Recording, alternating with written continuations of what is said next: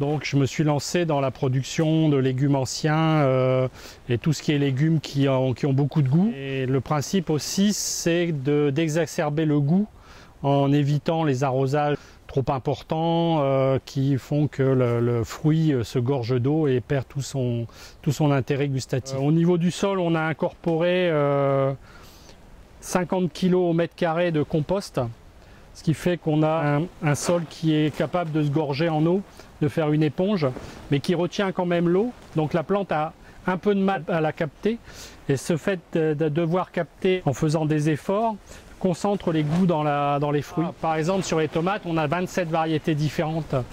En fait, c'est une réflexion sur plus de 120 variétés testées.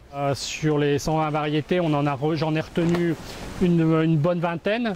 Et chaque année, on en enlève une ou deux, on en rajoute une ou deux différentes pour un peu surprendre nos consommateurs avec d'autres choses un peu différentes, ils aiment bien. Et c'est sur le goût, la texture de la tomate, et puis aussi sur la variabilité, sur la forme, la couleur, etc. qu'on joue.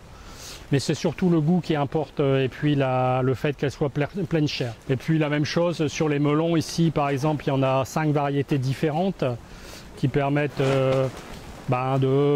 à la fois d'avoir une floraison un petit peu décalée, pas forcément une fructification, tout arrive en même temps.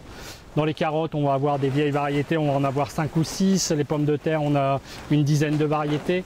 On essaye toujours d'avoir un maximum de variétés différentes parce que si on arrive à avoir des variétés qui ont des goûts quand même bien spécifiques, c'est pas une pomme de terre, c'est vraiment on a des pommes de terre, on a des tomates et c'est là que le consommateur apprécie et devient même des fois très spécialiste. Et tout est vendu en vente directe sur la ferme. On concentre sur 2 journées, 2 heures de journée et tous les clients viennent à ce moment-là chercher leurs légumes.